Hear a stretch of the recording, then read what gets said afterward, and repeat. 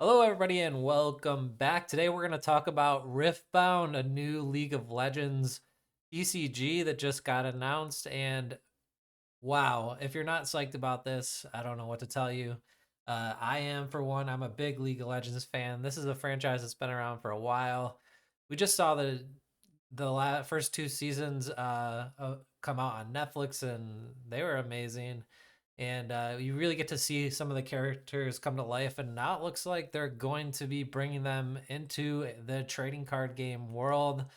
We're gonna dig deep right into this and kind of look at what details we have so far, some of the card images, and some booster box price data, and how we're gonna be able to get them, what we know so far, and all of that stuff. So stay tuned to the end and like and subscribe for more stuff like this. We usually cover Pokemon content, but today we're going to be talking all about Riftbound. So, League of Legends just announced that they're going to come out with a TCG inspired by League of Legends, where you're going to be able to see there's a video here. This is the official home page for the TCG. It just got released 2 days ago. Their socials are up. I'll link all the stuff in the description below so you can get over to it. But it looks like it's going to be a pretty basic face off 1v1 or 2v2 and the four person free for all.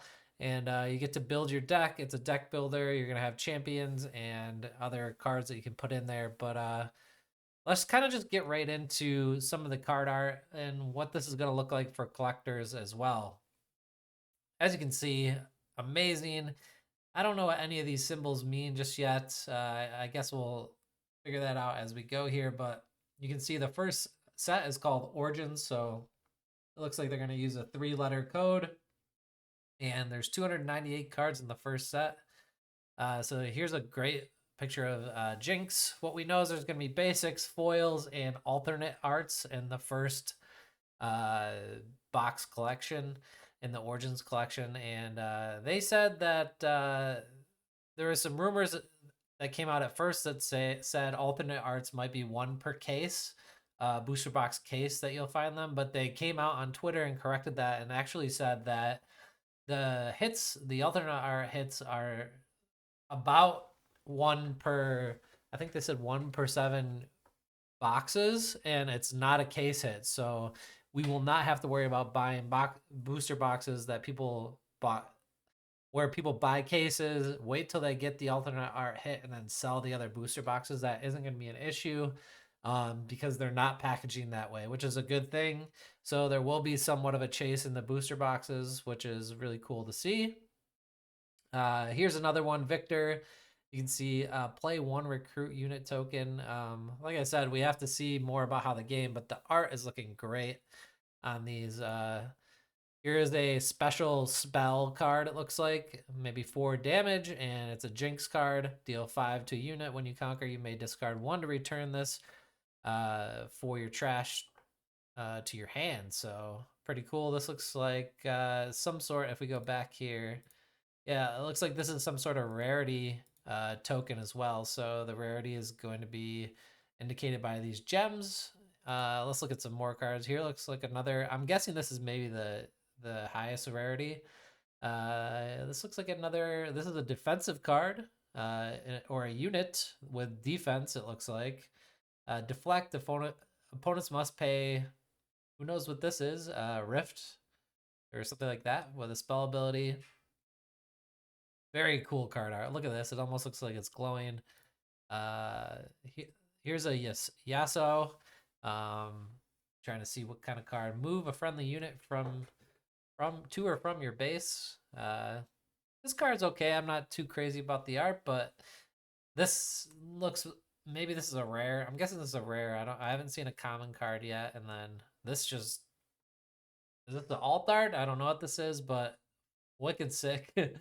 Lee Sin art. So I don't know. I'm excited about this. Can't wait to see more leaks. The official date as of right now is for release. We can get into that. Is October 1st, 2025. And this is Southern Hobby. They're a distributor, and it looks like they're already taking pre-orders, and the pre-orders are due 6/13/2025. So yeah, pre-orders are out. The MSRP on these boxes, on the booster boxes we'll get into, because that's what I know for sure, are $120. So that puts 24 packs, and that puts it at $5 per pack, which is pretty much at this point industry standard for all the TCGs. The pricing for MSRP on Pokemon even went up this year to 165, I think. So yeah, they're putting a $5 floor on these packs, which in my opinion is good. It'll help with everything that's going on. And you can see 14 cards in a booster pack that pull from a pool of 300 cards. Build a deck from premium packs filled with 7 commons, 3 uncommons, 3 foils, and 1 token slot. Each booster box contains 24 packs. Now they've said 3 foils and 1 rare. So I'm not sure. So that does that mean the commons and uncommons can become the commons and uncommons can roll foil, or is it just rares rolling foils? But oh, this Misfortune and Teemo, can't wait to. There's just so many things that I have questions about. Like, are we gonna be able to get these cards with like special skins that are in the game? Are they gonna be the alternate art? They said they're working with all the artists, so or some of the biggest artists. So I'm really excited. Power in every box. Approximately 6 epic rarity cards appearing in each box, and special alt arts appearing once per case. So they have corrected this. Every opening is event. Like I said, on the Twitter, they've corrected this and they've said that it's not once per case. So that's good, because I think that would hinder this release. And it shows that they're listening, because the community kind of went up in arms as soon as they heard that, because they're like, oh, that's going to mess things up for collectors and rippers and stuff like that. So yeah, uh, designed for battle. So that's it with that. If we go back to the products, you can see there's a few others. There's the champion decks, which are set up for Viktor, Lee Sin, Jinx, and sleeve booster. What is this? A sleeve booster carton. So this is a case of sleeve boosters, which is, of course, they're going to be on the case. And then a proving grounds, which is, let's see if we can view a. This looks like your play mat or your play setup. So this will be out of the box, so you could play with 4 people. Pretty cool. I like the designs. Look at the artwork on this. Pretty sick. Looks pretty straightforward from a play perspective and like clean, which I like. And yeah, I don't know, guys. Like, I'm pretty stoked. Let me know down in the comments what you think about this. I'm excited to hear.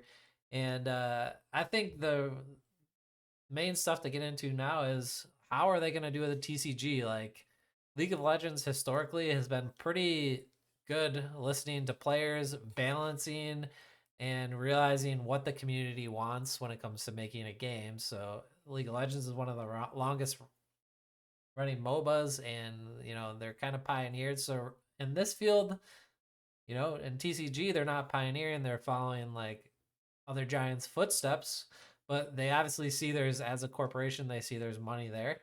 So the question is, are they going to come and, set themselves up based off their already huge audience, which is hundreds of millions of players?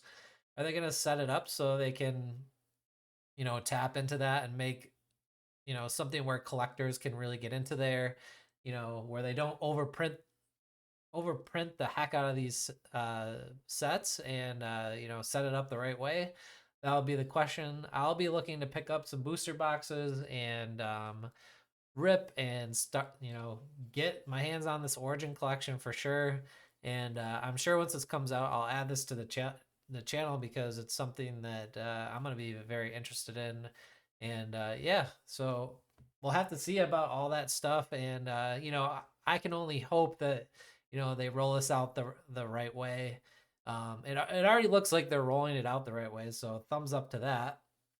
And we'll just have to watch the print numbers and how they're gonna do the pricing. That's another thing.